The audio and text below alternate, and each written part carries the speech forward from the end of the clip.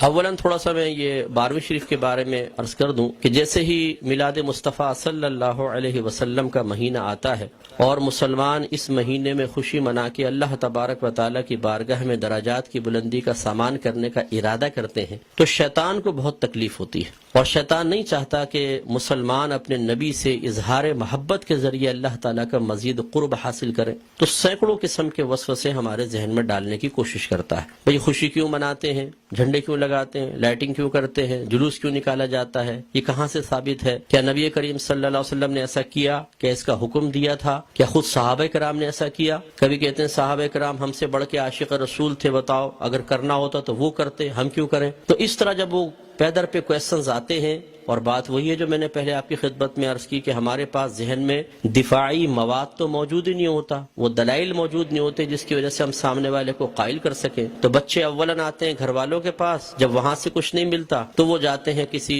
مسجد وغیرہ میں، بعض اوقات وہاں پہ بھی لفٹ نہیں کرائی جاتی۔ تو پھر آج کل علم حاصل کرنے کا سب سے پاورفل ذریعہ ہے سوشل میڈیا، پھر جا کے بیٹھ جاتے ہیں سوشل میڈیا پہ، اور وہاں پہ ہر طرح کا جاہل ترین آدمی بیٹھا ہوا ہے جس کو دین کی الف بھی نہیں آتی، اور معذرت کے ساتھ میں لفظ کہوں گا اس کو استنجا کرنا آتا نہیں ہے، اور وہ وہاں بیٹھا ہوا قرآن حدیث کے دلائل دے رہا ہے، اور پھر وہ الٹے سیدھے دلائل پڑھنے کے بعد تو اور انسان کا ذہن گڑبڑ ہو جاتا ہے۔ تو کچھ باتیں بس میں اس کے بارے میں عرض کر کے پھر اپنے بیان کی طرف آؤں گا۔ دیکھیں، میلاد مصطفیٰ صلی اللہ علیہ وسلم کی لغوی بحث کو چھوڑ کر ہم اس لفظ کو بولتے ہیں چند افعال و اعمال کے مجموعے پر کہ یہ ہم میلاد مصطفیٰ منا رہے ہیں۔ مثلا اس میں کھانا کھلانا، سرکار کے فضائل بیان کرنا، نعت خوانی کی محافل ہیں، جھنڈے لگانا، لائٹنگ کرنا، جلوس نکالنا، ان تمام چیزوں کے مجموعے کا نام رکھ دیا جاتا ہے میلاد مصطفیٰ، کہ ہم میلاد مصطفیٰ منا رہے ہیں۔ اور اگر دیکھا جائے تو اصل میں سرکار کی ولادت پاک کی خوشی ہم منا رہے ہوتے ہیں، اس کے لیے طریقہ اختیار کرتے ہیں، تو ان تمام کو کہہ دیتے ہیں جی میلاد کی محفل ہو رہی ہے، میلاد مصطفیٰ منا رہے ہیں۔ تو پہلی بات تو یہ کہ خوشی منانا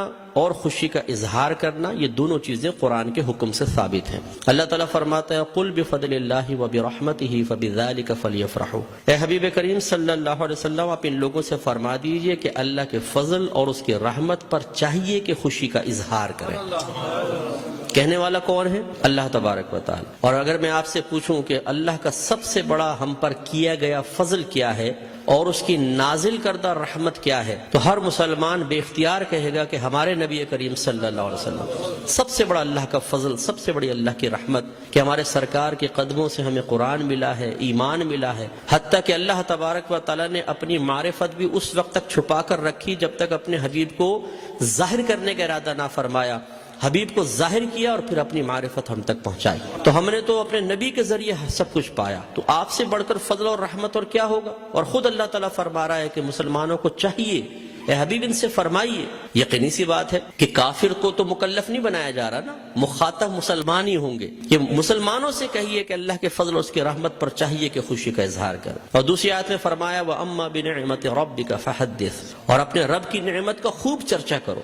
حدث تحدیث سے نکلا ہے۔ تحدیث کا مطلب ہوتا ہے اللہ تعالیٰ کی کسی عطا کردہ نعمت کو کسی کے سامنے ظاہر کرنا، چاہے وہ قول سے ہو، جسے ہم کہتے ہیں جی اللہ کا بڑا فضل ہے بونڈ لگ گیا، اللہ کا بڑا فضل ہے مکان بنا لیا، اللہ کا بڑا فضل ہے میرے بیٹے کی شادی ہو گئی، یہ ہم نعمت کا اعتراف اور اظہار کر رہے ہوتے ہیں۔ اور اسی طریقے سے مختلف اعمال و افعال سے بھی بعض اوقات تحدیث نعمت ہوتی ہے۔ ایک دفعہ ایک صحابی نبی کریم صلی اللہ علیہ وسلم کی خدمت میں آئے، جو پھٹے پرانے سے تھوڑے کپڑے پہنے ہوئے تھے، مفلوق الحال سے تھے، تو سرکار نے فرمایا کہ کیا تمہارے پاس کوئی مال نہیں ہے؟ عرض کیا رسول اللہ صلی اللہ علیہ وسلم الحمدللہ ہر طرح کا مال ہے، مویشی ہیں، دراہیم ہیں، دنانیر ہیں، باغات ہیں۔ تو سرکار نے شاید فرمایا پھر اللہ کی نعمت کا اثر آپ پر ظاہر ہونا چاہیے، اپنے آپ کو ایسا نہ رکھو بلکہ ایسے لباس پہنو، ایسی عادات و اطوار رکھو، ایسا طور طریقہ رکھو کہ لوگ جان جائیں کہ اللہ تعالیٰ نے آپ کو نعمتوں سے نوازا ہے۔ تو بتائیے کہ جب میلاد مصطفیٰ صلی اللہ علیہ وسلم آئے تو کیا ہمیں اپنے نبی کی اس طرح خوشی کا اظہار نہیں کرنا چاہیے تاکہ یہ ظاہر ہو کہ اللہ تعالیٰ نے ہمیں اپنے نبی کی سب سے بڑی نعمت سے نوازا ہے؟ جب عام دولت کے لیے سرکار نے فرمایا تمہیں اللہ نے دولت دی ہے، اس کا اثر تم پہ ظاہر ہونا چاہیے، اس نعمت کا اثر ظاہر ہونا چاہیے، تو بتائیے کہ جب میرے سرکار تشریف لائے اس نعمت کا اظہار کیوں نہیں چاہیے؟ تو یہ دونوں چیزیں قرآن سے ثابت ہے، تو خوشی منانا اور نعمت کا اظہار کرنا۔ جب اللہ تعالیٰ نے اس کا حکم دے دیا، اجازت دے دی، تو پھر ہر وہ طریقہ اختیار کرنا جائز ہوگا جس کو قرآن اور حدیث نے منع نہیں کیا ہے۔ یہ اچھی طرح اصول یاد رکھیے، کسی چیز کے جائز قرار دینے کے لیے دلیل نہیں چاہیے ہوتی، کسی چیز کو ناجائز قرار دینے کے لیے دلیل درکار ہے۔ مثال کے طور پر میں آپ سب سے پوچھتا ہوں، جو آپ نے ٹوپیاں پہن رکھی ہیں جائز ہے کہ ناجائز بتائیں؟ بولیں، لائیں ثابت کریں قرآن و حدیث، حضرت ثابت کریں کہ ایسی ہری پٹی نیچے اور اوپر سفید ہو، قرآن حدیث سے ثابت کریں۔ کر سکتے ہیں آپ؟ تو آپ کہیں گے بھی قرآن و حدیث سے اگر میں ثابت نہیں کر سکتا تم یہ بتاؤ کہ یہ جائز ہے ناجائز، اگر کہتے ہو ناجائز تم ثابت کر دو، میں نہیں پہنوں گا۔ اس طرح آپ نے چشمے پہنے ہوئے ہیں، آپ اس وقت رات کے تقریباً 9:30 بجے یہاں بیٹھ کر بیان سن رہے ہیں، لائٹنگ ہوئی ہے، یہ پکی چھت کے نیچے آپ بیٹھے ہوئے ہیں، میں مائک پہ بیان کر رہا ہوں، آپ اس کو سن رہے ہیں اسپیکر کے ذریعے، تو کیا یہ سب قرآن و حدیث سے ثابت ہے؟ یقینی سی بات ہے کہ نہیں۔ لیکن کیا یہ منع ہے؟ جب منع نہیں ہے تو پھر جائز ہے۔ یہ پہلا اصول یاد رکھیے گا۔ تو اگر کوئی آپ سے کہتا ہے کہ میلاد مصطفیٰ جائز ہے، آپ کہیں بالکل جائز ہے، وہ کہے قرآن و حدیث سے ثابت کرو، آپ کہیں کہ چلو میں بعد میں بولتا ہوں، پہلے تم یہ بتاؤ کہ ناجائز ہے،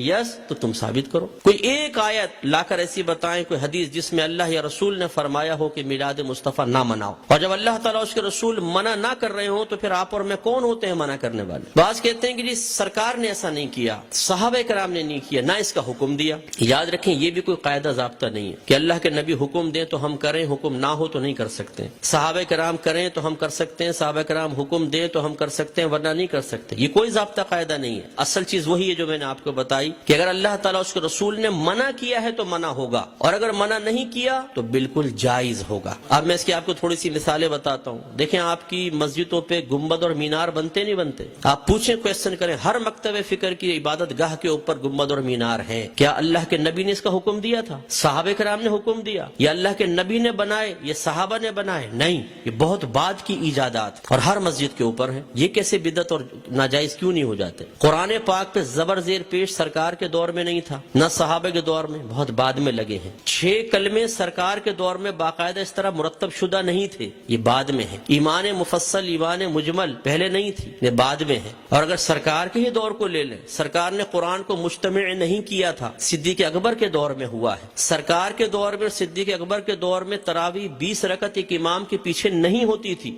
عمر فاروق رضی اللہ تعالیٰ عنہ نے کی ہے۔ اور ان پہلے 3 ادوار میں جمعے کی صرف ایک اذان ہوتی تھی جو اذان ثانی کہلاتی ہے۔ پہلی اذان حضرت عثمان غنی رضی اللہ تعالیٰ عنہ نے ایجاد فرمائی ہے۔ یہ ایک بازار تھا، وہاں پر ایک مقام زورہ تھا، جب مدینے میں وسعت پیدا ہوئی، اذان ہوتی تھی، دور تک آواز نہ پہنچ پاتی تھی، لوگوں تک اعلان نہ پہنچ پاتا تو آنے میں دیر ہو جاتی تھی، تو پھر آپ نے فرمایا کہ ہم ایک اذان اور شروع کریں گے جو اصل اذان سے، جو دوسری اذان ہے اس سے آدھے پونے گھنٹے پہلے بازار کے پاس ہوگی، تاکہ لوگ ہوشیار ہو جائیں اور جمعے کی تیاری کر سکیں۔ ہر مکتبہ فکر جو جمعہ پڑھتا ہے وہ پہلی اور دوسری دونوں اذانیں دیتا ہے۔ وہاں یہ کویسچن کیوں نہیں پیدا ہوتا کہ جب اللہ کے نبی نے نہیں کیا تو پھر حضرت عثمان غنی نے کیسے کر لیا؟ اس کا مطلب ہے جب ضرورت پیش آتی ہے تو یہ اللہ کے نبی کی تعلیم ہے، خود صحابہ کرام نے ہمیں تعلیم دی ہے کہ آپ کسی بھی ایسی چیز کو شروع کر سکتے ہیں کہ جس کو اللہ تعالیٰ اس کے رسول نے منع نہیں کیا ہے۔ اسی طرح مدارس کا قیام آپ دیکھ لیں، ان میں سلیبس ہم نے رکھا ہوا ہے۔ اور اسی طرح میں آخری بات بس یہ مثال دیتا ہوں، ہر مسجد میں جماعت کے کچھ اوقات مقرر ہوتے ہیں، فجر اتنے بجے، ظہر اتنے بجے، عصر، مغرب، عشاء۔ کیا نبی کریم صلی اللہ علیہ وسلم نے حکم دیا تھا کہ اس وقت جماعت کرو؟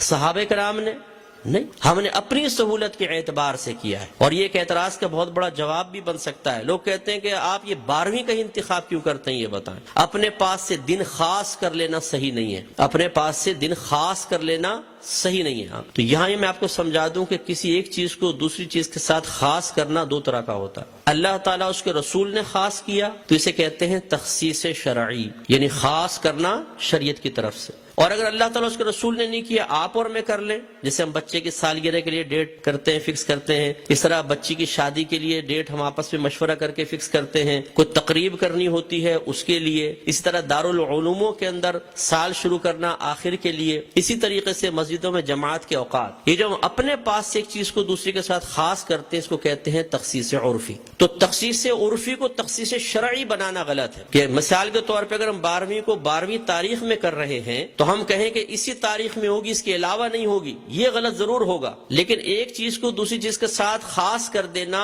اگر لازم اور ضروری سمجھ کر نہ ہو اور پھر بھی ناجائز ہو تو جتنی میں نے آپ کو مثالیں دی ہیں، بتائیے پھر بیٹی کی شادی فکس کرنا بھی ناجائز ہونا چاہیے؟ یہ کوئی دنیاوی معاملہ نہیں ہے، نکاح تو سنت ہے. سرکار نے فرمایا نکاح من سنتی فمن رغب عن سنتی فلیس منی، نکاح میری سنت سے ہے، جو میری سنت سے بے رغبت ہوا وہ مجھ سے نہیں. تو اب جب بچی کی شادی کی باری آئے اور دولہا والے پوچھے جی کون سی تاریخ رکھنی ہے، تو کہ خبردار تاریخ فکس کرنا منع ہے. تو شادی ہوگی کب؟ بس ہو جائے گی بغیر فکس کیے، کر کے بتائیں پھر ذرا. تو یہ مطلب ایک بے وقوفی کی سی بات ہے. تو اس لیے جماعت کے اوقات مخصوص کر دینا اور اس سے 1 منٹ بھی آگے پیچھے نہ ہونا. امام صاحب اگر 4 منٹ بھی لیٹ ہو جاتے ہیں تو لوگ یوں ٹائم دیکھتے ہیں امام کہاں گیا، اور پھر جو شور مچتا ہے پوری مسجد کے اندر کچھ امتحان ہے. خود جماعت میں لیٹ پہنچے کوئی بات نہیں، امام صاحب 1 منٹ بھی لیٹ نہیں ہونے چاہیے، بالکل وقت کے اوپر جمعہ شروع ہونا چاہیے، وقت پہ جماعت. تو جو ہم نے اپنے پاس سے خاص کیا اس میں کتنی سختی کر رہے ہیں، ہر مکتبہ فکر کرتا ہے. تو خلاصہ کلام یہ ہے کہ اللہ کے نبی کی جب یہ میلاد کا موسم آتا ہے اس قسم کے بہت سارے وساوس ہماری طرف متوجہ ہوتے ہیں. اصول بس یہی ہے کہ اللہ کے رسول نے اگر حکم نہیں بھی دیا، کر کے نہیں بھی دکھایا،